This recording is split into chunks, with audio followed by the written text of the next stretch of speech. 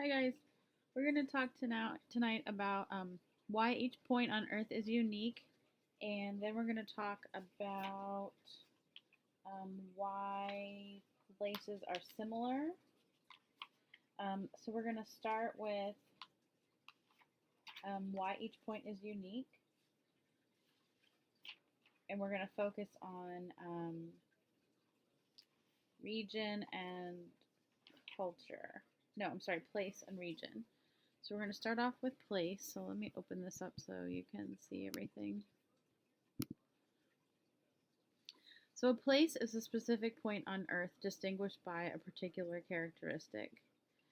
Um, Describing the features of a place is an essential building block for geographers to explain similarities, differences, and changes across Earth.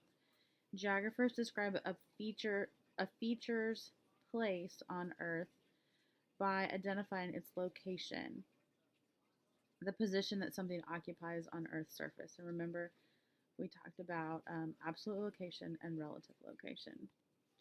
So, in addition to absolute and relative location, location can be identified in three ways. So, when we talk about place, um, usually we're talking about place names, and that's a toponym. And a toponym is the name given to a place on Earth. These are names derived from people of prominence, religious affiliation, physical features, or origins of the settlers of that place. So a toponym is the name of the place. Um, so, for example, we have Washington, D.C., we have Washington State, Washington County, St. Louis, St. Paul.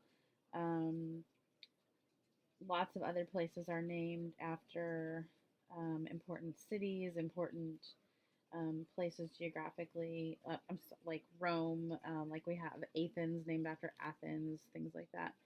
Um, or they're named because of the origin of their settlers. For example, we have, there was New Amsterdam in New York.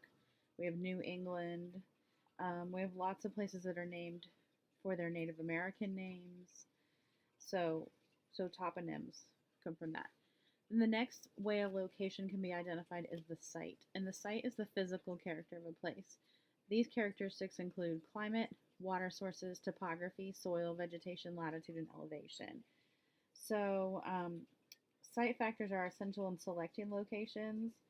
People sometimes disagree on the attributes of a good site because it depends on the cultural values. So, some cultures prefer a hilltop site for easy defense. Others prefer convenient river crossing points to facilitate communication. And humans have the ability to modify the characteristics of a site. For example, central Boston is more than twice as large today as it was during colonial times. Central Boston was a peninsula connected to the mainland by a very narrow neck. During the 19th century, a dozen major projects filled in most of the bays, coves, and marshes. A major 20th century landfill project created Logan Airport. Several landfill projects continue into the 21st century. And lots of cities continue to be expanded. So, just because the site was one way at one time doesn't mean it continues to be that way. And then the third way a location can be identified is the situation. And the situation is the location of a place relative to other places. So, situation helps us find an unfamiliar place by comparing its location with a familiar one. Often we give directions to people by referring to the situation of a place by saying something like, oh, it's down past the courthouse, or it's after the third traffic light, or it's next to the McDonald's. Um, it's funny because I feel like in small towns, a lot of people identify situations by things that used to be there. They'll say, oh, that's where such and such's house used to be, or that's where this restaurant used to be. And it's really funny to hear people give directions by buildings that don't exist anymore. Situation can also help us understand the importance of a location. Many locations are important because they are accessible to other places. For example, because of its situation, Shanghai has become a center for trading and distribution of goods across Asia and the Pacific Ocean. Shanghai is situated near the confluence of the Yangtze River and the East China Sea, so their port has become one of the world's largest ports. Okay, region. Um, so an area on Earth defined by one or more distinctive characteristics as a region. We've talked a lot about region, so we'll go through this again and hopefully clear up some things, although, as I've told you, region is confusing. So, region can be applied on two scales. First of all, it can span political states, like we've talked about the South, so that spans multiple political states, or it can be constrained within one political state, like the bluegrass.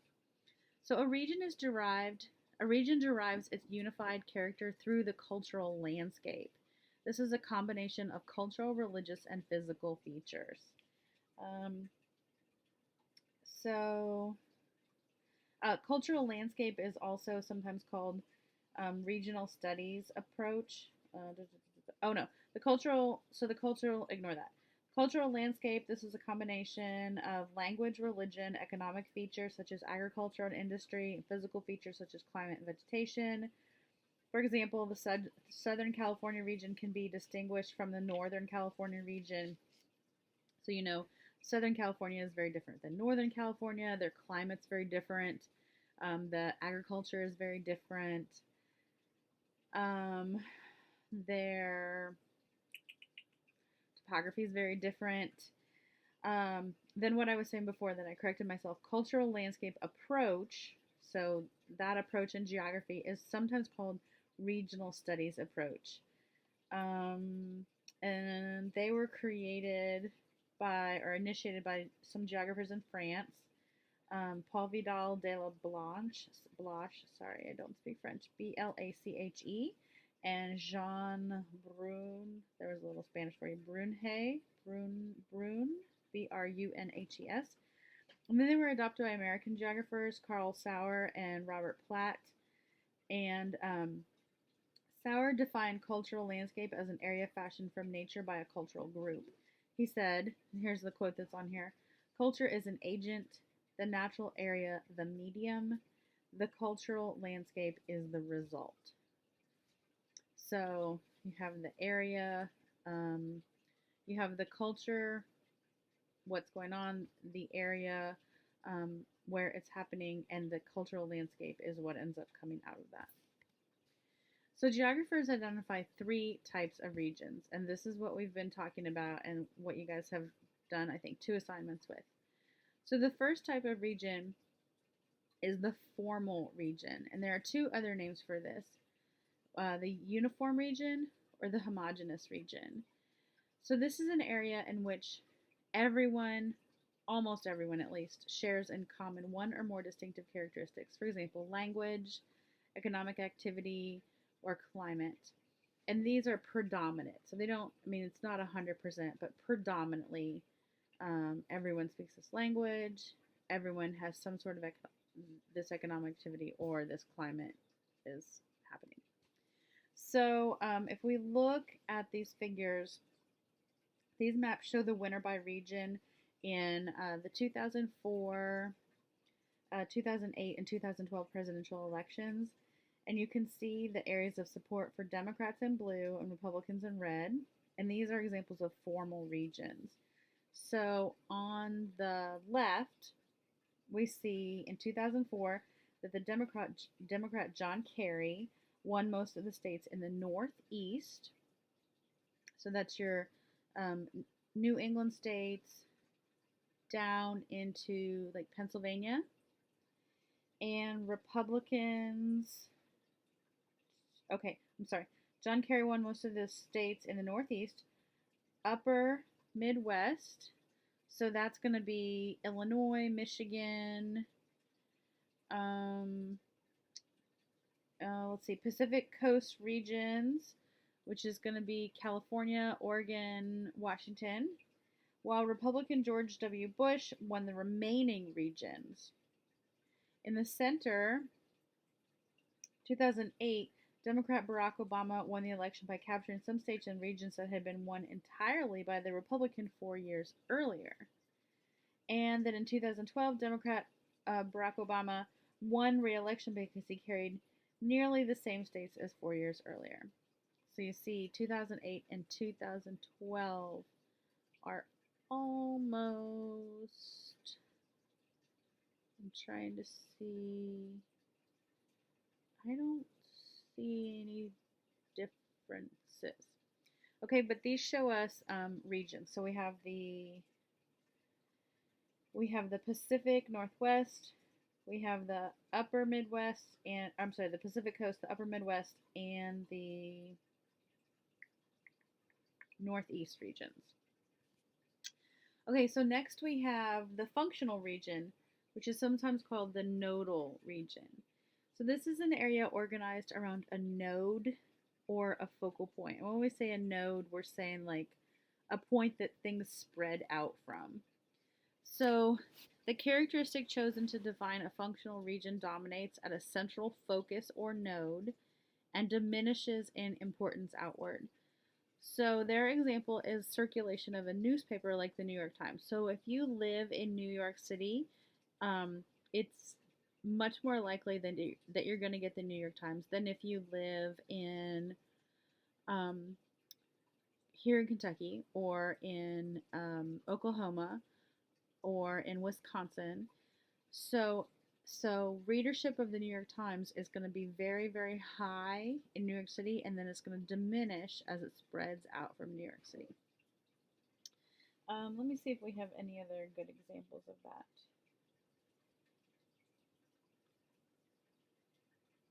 Okay, the region is tied to a central point by transportation or communication systems or by economic or functional associations. So the easier it is to communicate or travel to that nodal point, the stronger that connection is going to be. And we'll actually talk more about that in just a bit. Okay, so a region's node may be a shop or service. So, for example, if there's a big grocery store people are traveling to, the boundaries of the region marking the limits of the trading area of the activity. People and activities may be attracted to the node. Information may flow from the node to the surrounding area. Another example might be the reception area of a TV station. Wherever the station signal is the strongest would be the center of the node, and then moving out from that would be the area as it diminishes.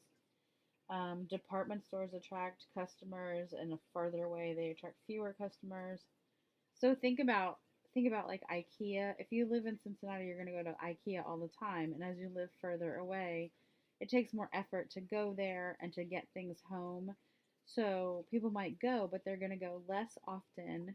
You know, you might go twice a year, try and get everything you need, whereas people who live in a town with an IKEA could go every weekend, which would be amazing. Okay, then we have the vernacular region, which is also known as the perceptual region. So vernacular is like your common everyday language. And then perceptual, obviously, this is how people perceive this region. So this is how people believe. This is an area that people believe exists as part of their cultural identity. And the South is a perfect example because, you think about, like, lots of Kentuckians feel that they are Southerners. But here, let's take a look at this map. Look at this map right here. Lots of Kentuckians feel that they are Southerners, but Kentucky only, quote unquote, technically is Southern in 3 categories. So, whereas, look at Alabama. Why do I always mix up these states? Louisiana, Mississippi, Alabama, Georgia, Tennessee. How Southern they are. They're Southern in 5 categories. So, when we think about it that way, Kentucky is much less Southern. But there's this vernacular idea that of what the American South is, that we have this distinct environment, this distinct culture, and these economic preferences. So if we look here, some of the things that people think of as being Southern. Well, first of all, that a state was part of the Confederacy. So Kentucky is not part of that. The next thing is that you have below average high school and college graduation rates. Well, let's see.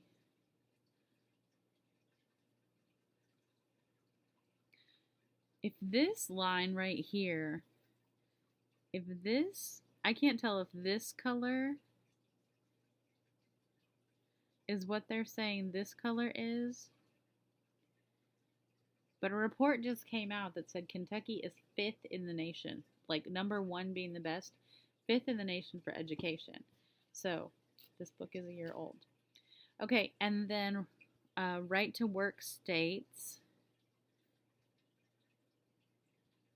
are up in here. Winter precipitation exceeds 21 inches. I don't know. We had quite a bit last year, so that might be us too. More than 50% Baptist, probably. Last freeze before April 1st. That's probably us too. Where does the line go for that one? Yep, we're definitely included in there. So, so we have more than 50% Baptist, last freeze. If they're considering, if this same line is the below average high school, but I don't think we have the right to work. We're a right to work state. But so we're 3 out of the 5 for what people consider a southern state. They don't have sweet tea listed on there at all, which is weird. Okay, so then we have culture. Culture is the body of customary beliefs, material traits, and social forms that together constitute the distinct tradition of a group of people. And the word culture comes from the Latin cultus, which means to care for, which can be to care about or to care of. So geographers study 2 different definitions of culture, which come both from that Latin root. So first we have what people care about. Geographers study why the customary ideas, beliefs, and values of a people produce a distinctive culture in a particular place. And this is especially important. These especially important cultural values derive from a group's language, religion, and ethnicity.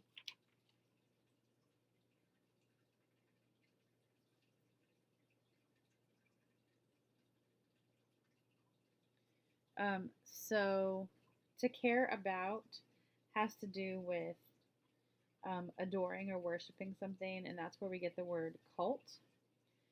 Let's see. So regarding language, this is a system of signs, sounds, gestures, and marks. We'll talk more about language when we get to culture. We'll talk more about all of these things when we get to culture. Let's see.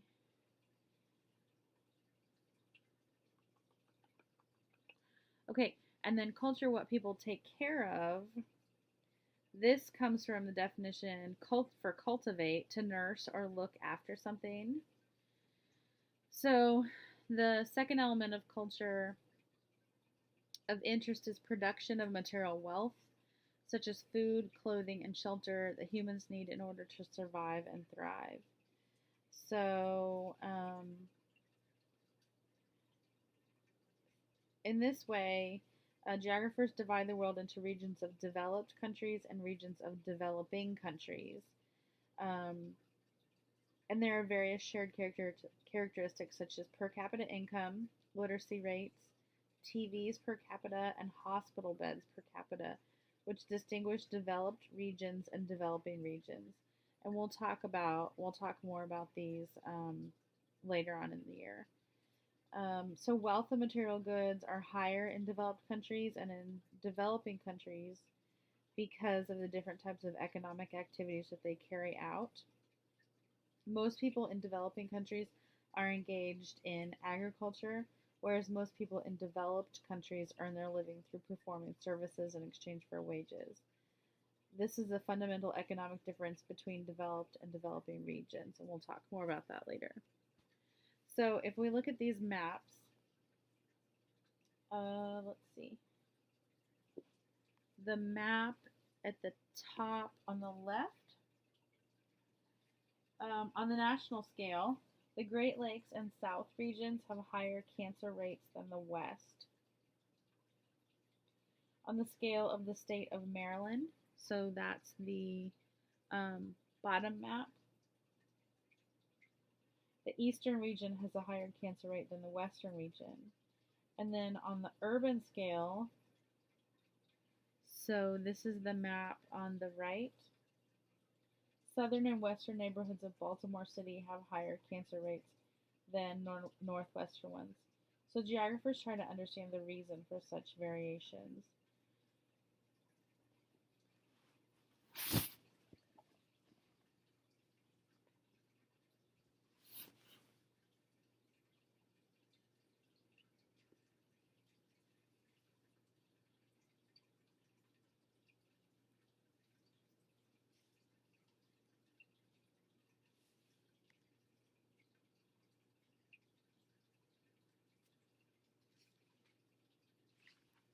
Okay, so the next thing we're going to look at is why different places are similar. And we're going to talk about scale, space, and connections between places. So scale and space and connections help geographers explain why similarities among places and regions do not result from coincidence. Scale is the relationship between the portion of the Earth being studied and Earth as a whole.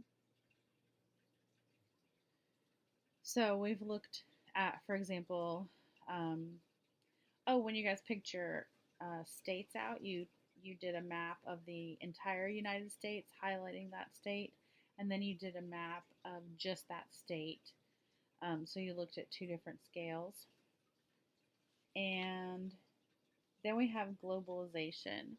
Globalization is a force or process that involves the entire world and results in making something worldwide in scope. So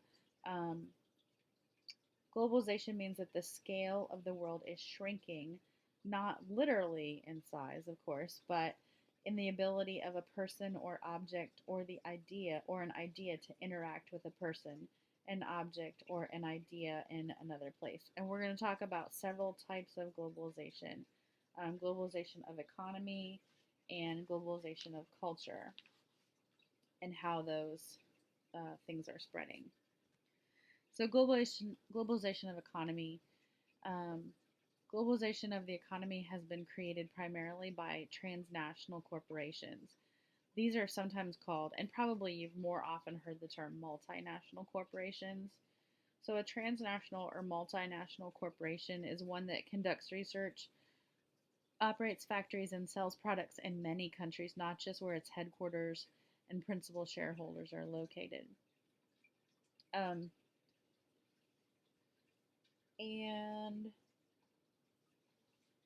let's also talk about the global financial crisis that came about because of the housing bubble.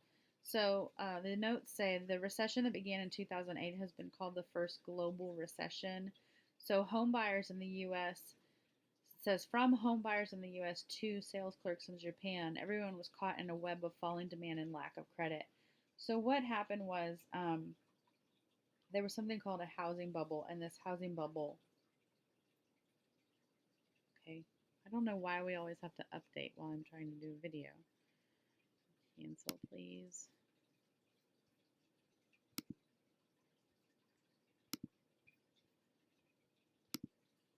Okay, so what happened was there was what's called a housing bubble, which is a rapid increase in the value of houses, and then there's a sharp decline in their value. So the prices of houses had risen very rapidly for a number of years, and that was because there were very low interest rates. So people who could not afford houses were buying houses for the first time because financial institutions were willing to lend them money, even though they were really high risk of not being able to pay their debt. So at the time, People were getting financing for amounts of money that they never would um, be able to pay back. So they were getting financed for loans and being told, "Oh, sure, you can get financed for this crazy amount of money that logically people wouldn't be able to pay their monthly mortgage payment," which now is illegal. Financial institutions are not allowed to do that because it created this worldwide recession. Um, so now financial institutions have to actually tell people how much they really can realistically pay each month. So in addition to poorer people buying these houses, which they couldn't pay for, wealthy people were buying second and third homes as investments. So think about um, if people are able to buy houses that they can't afford, well, wealthy people are buying even more houses and then they're taking those houses as investments and they're taking advantage of the low interest rates for borrowing money. So they're hoping in doing this that the prices are going to continue to go up and then they'll resell the houses and make a profit. So a lot of people, um, and I don't know if you remember this far back, but a lot of people were flipping houses at the time, which is where you buy a house, fix it up, make it nice, and then sell it for a huge profit. Um, and the wealthy people were investing the money in funds that are going to then that are then going to directly or indirectly provide loans to high risk people. So, in addition to that, the government is encouraging low income families to buy houses even though they're at risk of not repaying the loans. So, there are all these incentives for people who really can't afford houses to buy houses. People who have never owned houses before and who are not in a position financially to pay their mortgages each month are being encouraged to do so. Um, and so there was not a lot of government regulation going on at the time. There was not a lot of oversight of the financial industry. And so not only were there not a lot of practices in place to protect people, but even those that were in place were being abused. So what happened was all this money is coming due and people can't pay it and people are being foreclosed on and all these houses are being foreclosed on and people are getting kicked out of their homes and all these houses are being left empty. So there's a housing bubble, which means uh, the essentially what happens is that people start declining in the demand for houses. That leads to falling prices. So now people owed more on their houses than the houses were even worth. So that's called being upside down, when you owe more on something than it's worth. So, for example, if you owe, let's say you owe $7,000 on your car, and your car at that point is worth $5,000, it's called being upside down. So it's a really frustrating point. Oh, especially if you get in an accident and your insurance pays you what your car is worth, which would be $5,000, but your car's worth $7,000. That means your insurance pays off on your loan the $5,000, but you've got to come up with the other $2,000, and you have no car. So people who owed more on their houses than the houses were worth, if they try to sell them. So many people defaulted on their loans, which means people just say to their banks, I give up, I can't do it, and they just walk away. So people go into voluntary foreclosure, where they say to the bank, you don't have to take my house, I'm giving it to you. I know I can't pay for it, so don't even ask because I can't do it. So people left houses vacant, and then sometimes, and if you've ever watched like flipped shows, I don't know if you're into that. Sometimes people at this point are very angry, and they destroy houses. I don't mean like Wrecking Ball, Miley Cyrus situation. I mean like People spray paint walls, people or take the toilets, people rip up the carpet because they're mad. Not that that's the right thing to do. So this this financial crisis spreads like throughout the whole economy, and all these financial institutions, and when I say financial institutions, I mean like banks and financing um, places, and to some extent credit unions, are all these places that have made these risky loans are also failing, because if you've made a loan to someone, and or lots of someone's, and they can't pay you back, then as a financial institution, your financial institution, oh, my dog is stepping on my computer, hold on. Then as a financial institution, you don't have that money anymore. So you're in a bad spot. So they have a loss of revenue from the defaulted loans. So then we have all these companies in addition who expect people who expect to make money from housing. So think about like when you buy a new house, generally you're going to buy furniture, you're going to buy TV, you're going to buy stereo. So businesses in those endeavors begin to fail as well.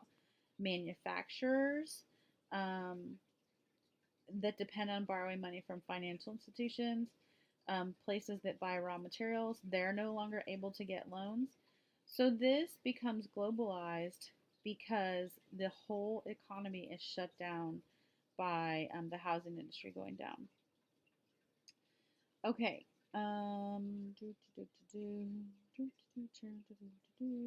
Okay, let's move along to globalization of culture. Oh, so by the way, here is a um, multinational or transnational corporation. So this is North Face, which I'm sure you've heard of North Face. You've seen their vests and coats and such. And most of North Face's clothing is manufactured in Latin America and Asia. And their headquarters is in San Leandro, California. The headquarters of its parent, VF Corporation, is in Greensboro, North Carolina. So you can see the two red stars on the map, and then their manufacturing is managed from its Hong Kong office, which is the other red star. But you see the manufacturing a lot in Mexico, Central America, Chile, Argentina, and then we've got some in India, China, and then Asia, Europe, spread out there throughout Asia. Okay, so globalization of culture. Geographers observe that increasingly uniform cultural preferences produce uniform global landscapes of material artifacts and of cultural values. So what that means is that in places throughout the world where generally things should look different, things should be different, things are starting to look the same. So because there are places like fast food restaurants, like there are McDonald's, Taco Bell, KFC, all around the world, there are the same types of gas stations. There are the same types of retail chains like Walmart. These places deliberately create a visual appearance that locations differ as little as possible. So hold on a second. There we go. So McDonald's generally is going to have, the golden arches and the yellow and red look everywhere throughout the world, regardless of where you are.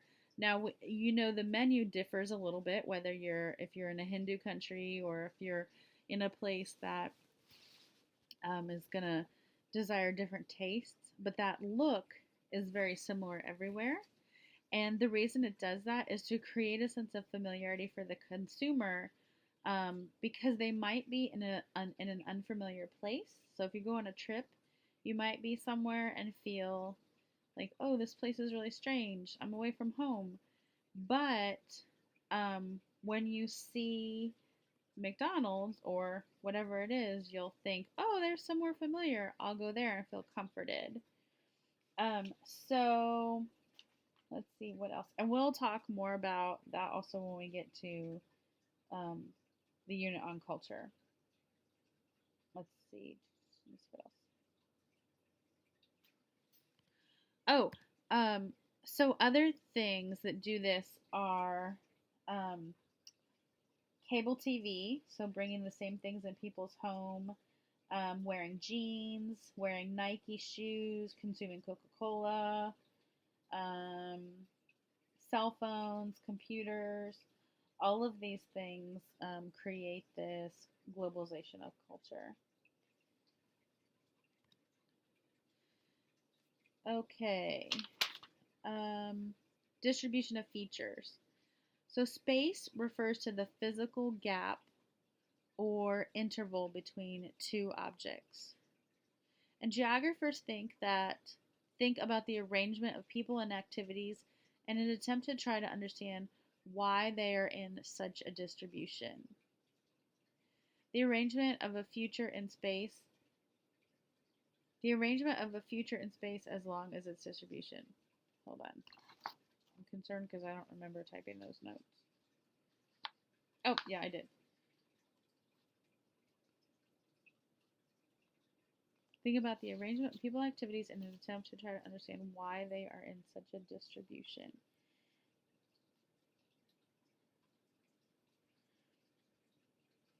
That's worded really strangely.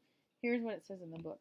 The arrangement of a feature in space is known as its distribution. That makes more sense. The arrangement of a feature in space is known as its distribution. I think there's a typo on the PowerPoint, which was shipped to us by the book company. So the arrangement of a feature, not a future, of a feature in space is known as its distribution. Okay, and geographers identify three main properties of distribution across the Earth. So first of all, we have density, and this is the frequency with which something occurs in space. So it involves the number of a feature and the land area. So think about the density of Starbucks in Kentucky, or let's do smaller. The density of Starbucks in Lexington is going to be how many Starbucks occur in Lexington. So the number of a feature and the land area. The concentration is the extent of a feature spread over space. So if these Starbucks are spaced close together, if you find the Starbucks all, like let's say you have 3 Starbucks all in different corners of like the Hamburg area, then that's going to be clustered. If they're relatively far apart, then they're going to be dispersed. And then we have pattern. This is the geometric arrangement of objects in space.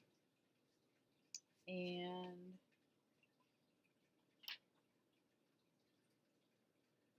okay, so sometimes they're in a pattern and sometimes they are distributed irregularly.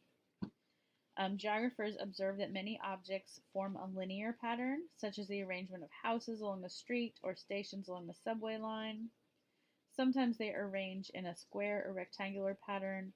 Many American cities contain a regular pattern of streets known as a grid pattern, which intersect at right angles at uniform intervals to form square or rectangular blocks. The system of townships, ranges, and sections established by the Land Ordinance of 1785 is another example of a square or grid pattern. I think we have a picture of that. Okay, so I'll tell you about this one first. This is, so if we look at this one, the top plan for a residual, it's very late. The top plan for a residential area has a lower density than the middle plan. So we have 24 houses compared to 32 houses on the same 82-acre piece of land, but both have dispersed concentrations. The middle and lower plans have the same density, 32 houses on 82 acres, but the distribution of houses is more clustered in the lower plan. So see in the lower plan how they're closer together, they're squished in together. The lower plan has shared open space, whereas the middle plan provides a larger private yard surrounding each house. Okay, then this map shows us a distribution of baseball teams. The changing distribution of North American baseball teams illustrates the difference between density and concentration.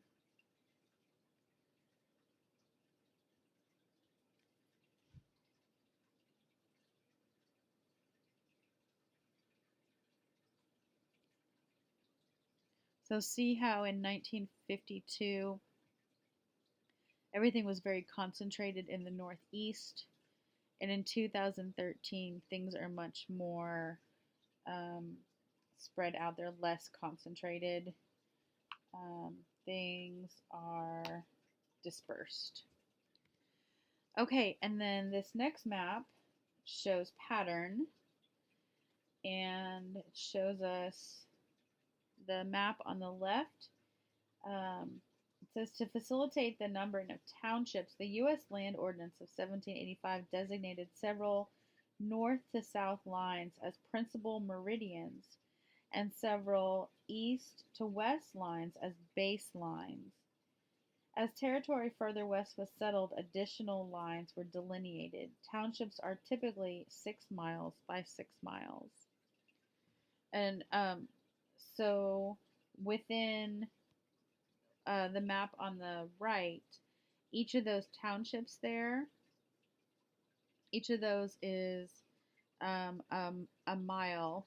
So what we did when we mapped the trailers or the learning cottages, that's what they did, is they would map these 6 mile, they do a mile, then a mile, these 6 mile tracts of land. And so they would be 36 square miles. And you hoped that they mapped them correctly. But like I think I told you guys when we were doing it, that sometimes, their steps weren't exactly perfect. And so that's why there are places that people's land overlaps a little bit, and they weren't quite sure who owned what land. Okay, so let's talk about cultural identity in space. So patterns in space vary according to gender, ethnicity, and sexuality. And the cultural landscape has the ability to communicate to people what the accepted norm is within a place. For example, a bar or a park that makes whites feel welcomed and people of color feel unwelcomed, or vice versa. And let me see if our book gives any more information about this so I can explain this a little better.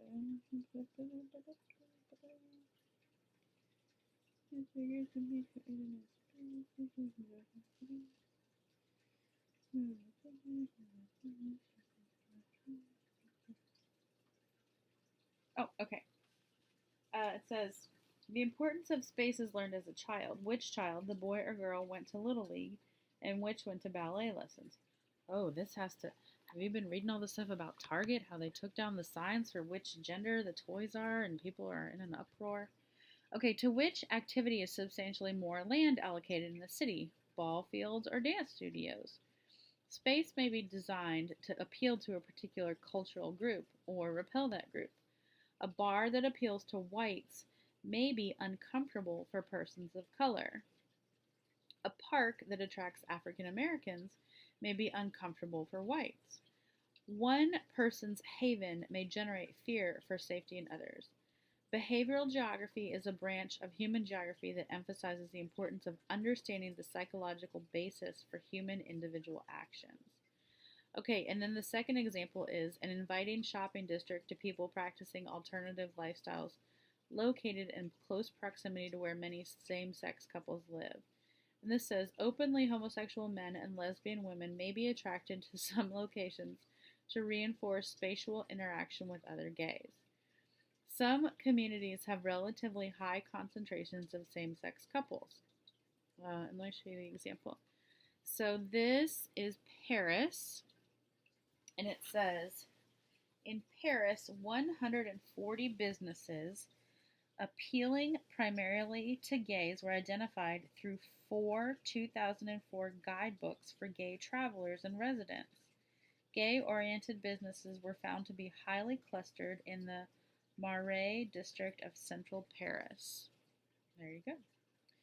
So um, it says similarly within communities that attract a concentration of gays, businesses that appeal primarily to gays may not be distributed uniformly. These communities and neighborhoods may be seen as offering a sympathetic haven for homosexuals and lesbians through inclusive policies and business practices. Humanistic geography is a branch of human geography that emphasizes the different ways that individuals perceive their surrounding environment. So, speaking of which, the branches of geography seek to better understand the dynamics of gender, ethnicity, and sexuality by looking at a matter through different lenses.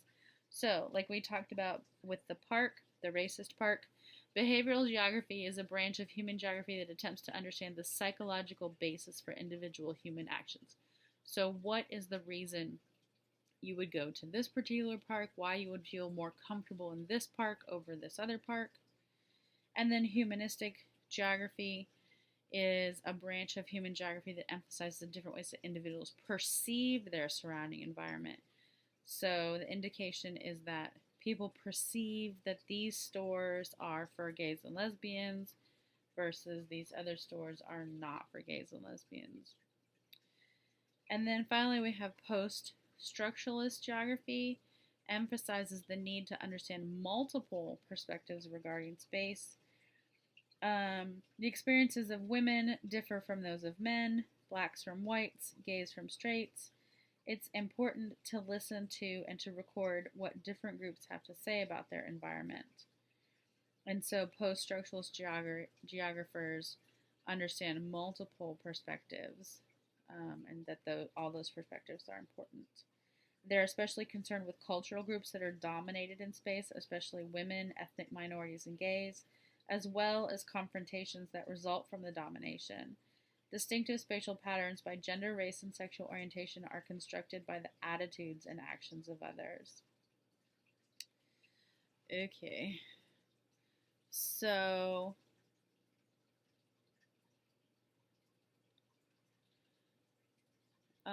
obviously this map is going to be different now. This says sexual diversity in space.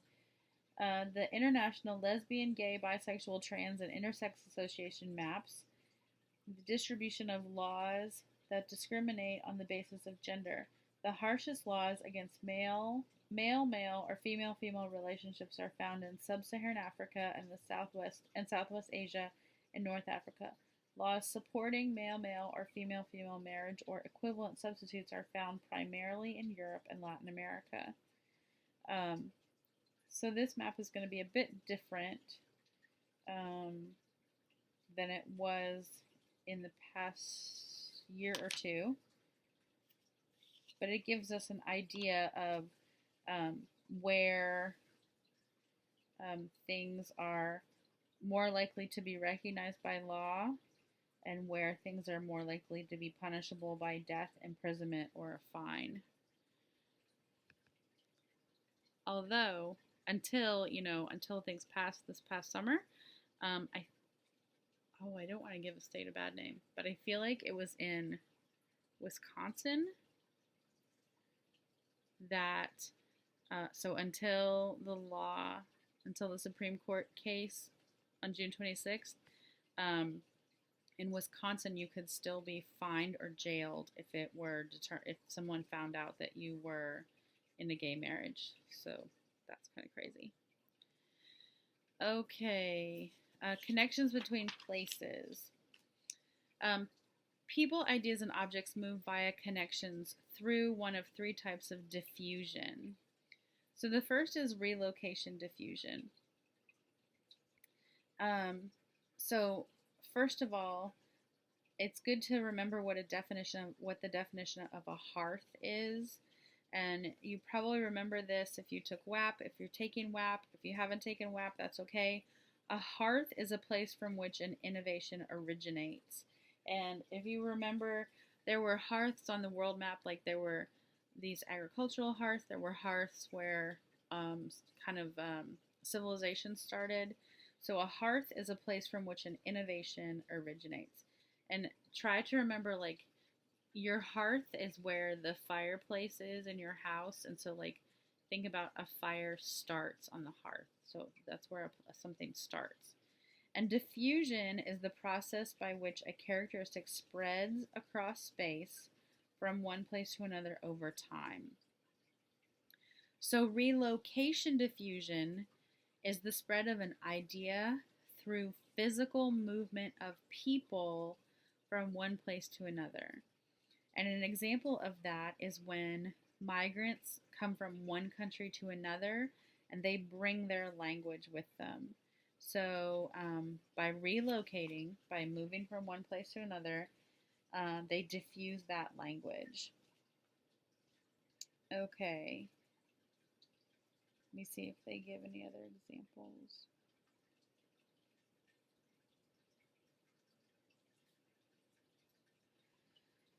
So it says the most commonly spoken languages in North and South America are Spanish, English, French, and Portuguese, primarily because several hundred years ago, Europeans who spoke those languages comprised the largest number of migrants. Thus, these languages spread throughout relocation diffusion. And then we're going to look at language a lot when we get to the culture unit. And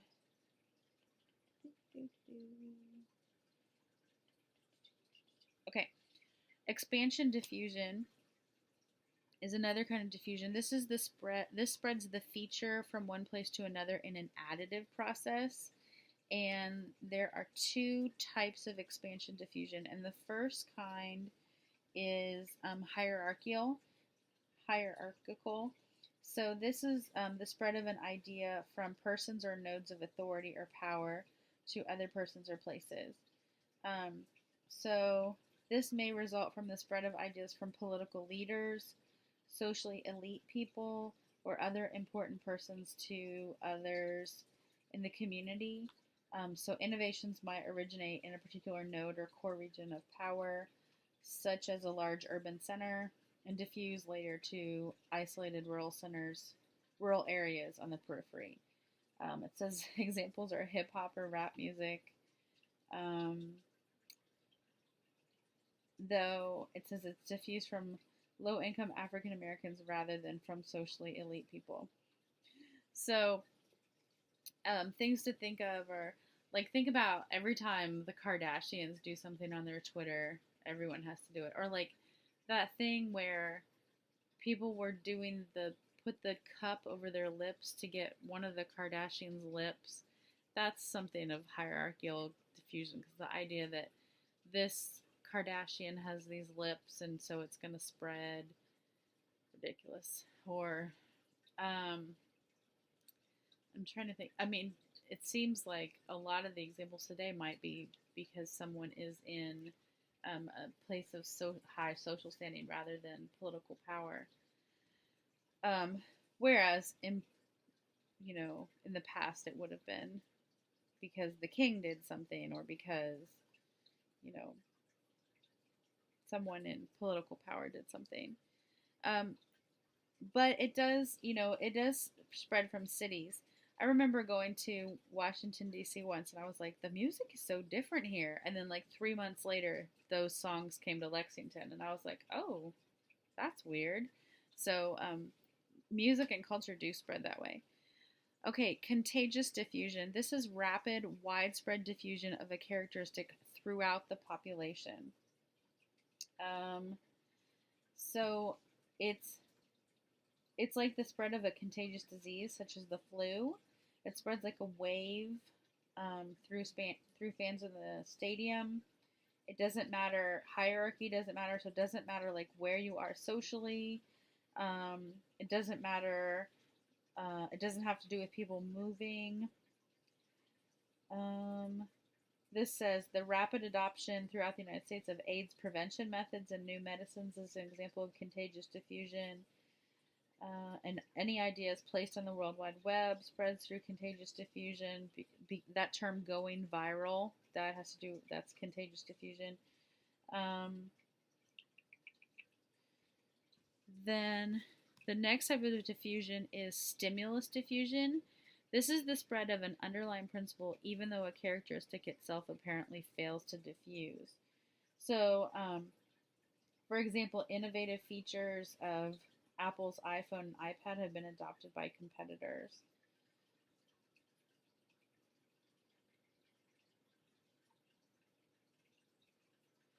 So, so even if somebody doesn't want an app, like let's say somebody doesn't want an iPhone, they still might want that like talk to your phone ability. So they have the Google, what's it called? I have an Android and I just call it Moto. Hey Moto. Um, and so it's that same ability, that talk to your phone ability. And maybe you don't want an iPad, but you want to be able to touch the screen of your whatever it is. So you have a what's it, tablet. So it's those same features, even though you don't want that same product. Okay, spatial interaction. The farther away someone is from you, the less likely the two of you are to interact. So this is called distance decay, and this is the idea that, the farther you are from someone, the less likely you are to interact, and that makes perfect sense. And that has to do with shopping, that has to do with vacationing, everything. Excuse me. So I have a really good friend who lives in Washington State. I have okay, so like my best friend lives in Ohio, and I try to see her whenever I go home. So I probably see her, I don't know, 4 to 6 times a year. And then I have a really good friend who lives in Washington State, and I see her maybe twice a year. But I see her because her family lives here and she comes home to see her family. If she didn't come home to see her family, the last time I went to see her, this is terrible. The last time I went to see her was 4 years ago because that's a long way off. So the farther away that someone is from you, the less likely you're going to go see them. So the farther away a store is, the less likely you're going to go there. So like the Kroger in Frankfurt is 10 minutes away. So I don't mind to run there to get something. So like tonight, usually I'm tired. Tonight I needed something for my computer. So I needed to go to the Apple store in Lexington. Oh, I put it off and I put it off and I put it off and I put it off. And finally I went there even though I've needed it since like Monday. So that's what distance decay is. And then think about like where people go on vacation. I would really, really like to go to Hawaii. Oh, but my mom says things like, "Oh, you spend more time on the plane than you spend on the actual Hawaii," which I don't think is really true. And I think Hawaii is totally worth it. But that's that same thinking process, that because something is so far away, you're not as likely to go there. But electronic communication has removed a lot of those barriers, particularly between people who are far away.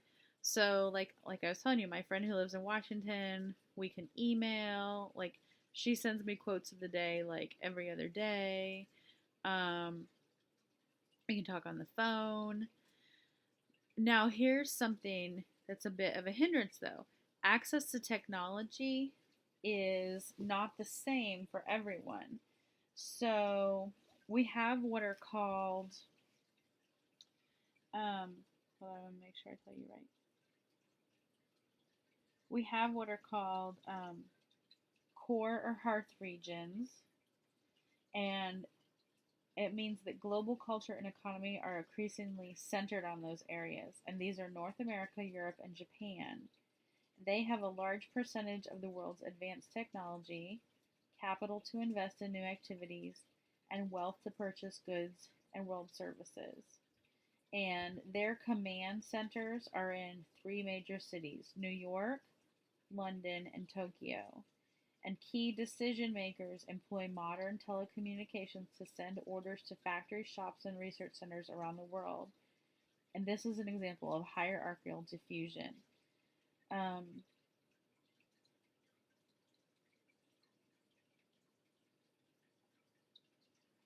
Now, they can also have non-essential employees of the companies in lower cost offices in other places. Um, for example, some of these companies might have their headquarters in one country like Italy, but have their production go on in Asian countries. Mitsubishi, they have their corporate offices in Japan, but their electronics products are made in other Asian countries. Now, countries in Asia, Africa, and Latin America contain three-fourths of the world's population and nearly all of its population growth. However, these countries find themselves on a periphery, or the outer edge, with respect to the wealthier core regions of North America, Europe, and Japan. Global investment arrives from the core through hierarchical diffusion of decisions made by transatlantic corporations. People in peripheral regions who once toiled in isolated farm fields to produce food for their families now produce crops for sale in core regions or have given up farm life altogether and migrated to cities in search of jobs and factories and offices. As a result, the global economy has produced greater disparities than in the past between the levels of wealth and well-being enjoyed by people in the core and periphery. The increasing gap in the economic conditions between regions in the core and periphery that results from the globalization of the economy is known as uneven development. Okay, let's see what else. Oh, a graph. Okay, so this shows us that development that they were just talking about. It says income gap between rich and poor countries. So income has increased much more rapidly in developed countries, which is the purple, than in developing ones, which is the red. And then the blue is the average of the whole world. Okay, and that is for another night. Good night, dear ones.